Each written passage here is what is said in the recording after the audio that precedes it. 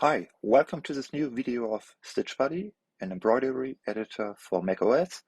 I'm Matthias, the person behind StitchBuddy, and in this tutorial I will show you some improvements of StitchBuddy version 3.2, especially with shapes.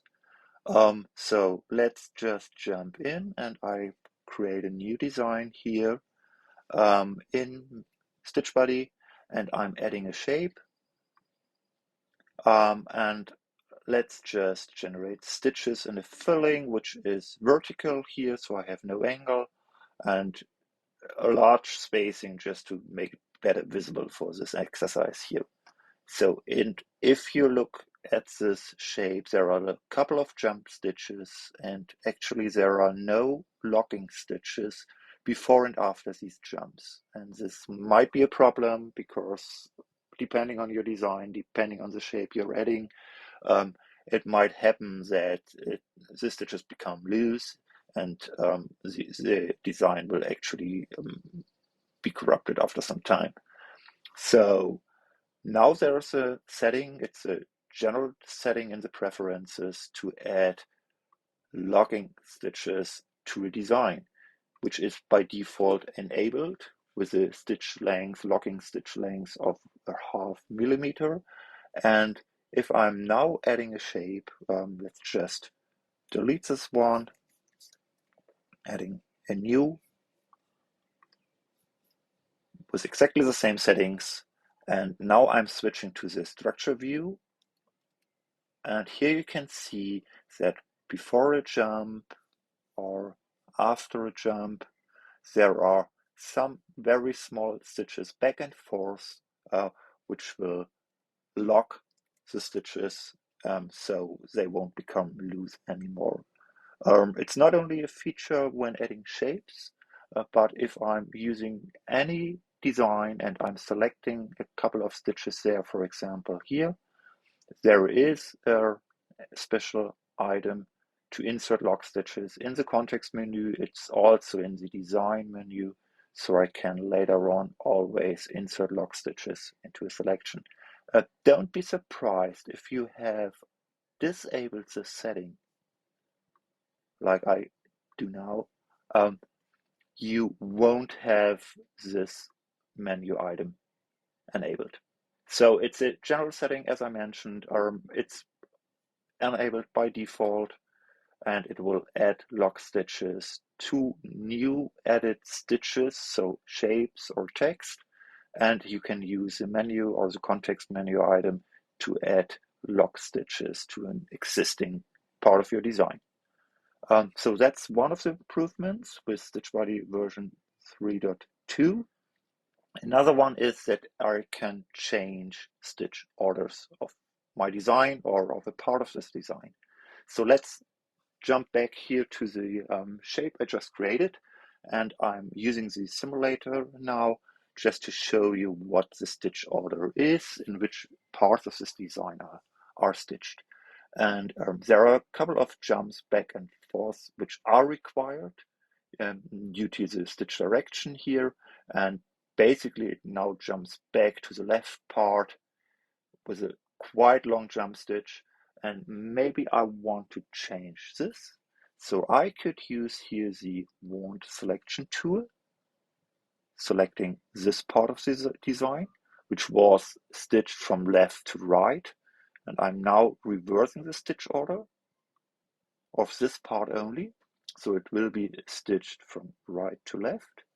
And I'll do the same for this part of the design. Now I'm using the menu item, which is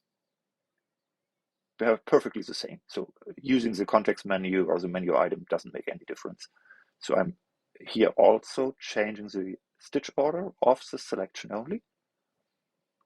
So, and now again, using the simulator, and you can see the beginning of the shape is stitched from left to right, as it was before. Now the right part will be stitched in reverse order, and the left part as well, so the jump stitches are much smaller, which is not necessarily a good thing.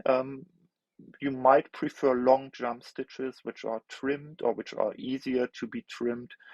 So it's not something you should always do, but there might be a situation where it makes sense to lock stitches and then to reverse stitch orders, and then it might be an option to select this part of the design and just use the menu item reverse stitch order. And so that's something which might improve adding shapes to your design. It's the same as the lock stitches. There's another thing I've added, which is not related to shapes at all. If I have selected a part of a design or all stitches of a design, they could be rotated. That's the feature from StitchBuddy from the very early years there. But rotating was a little bit difficult because you could either rotate by 45 degrees or you could use a variable rotation, which you then need to select, enter, something like that.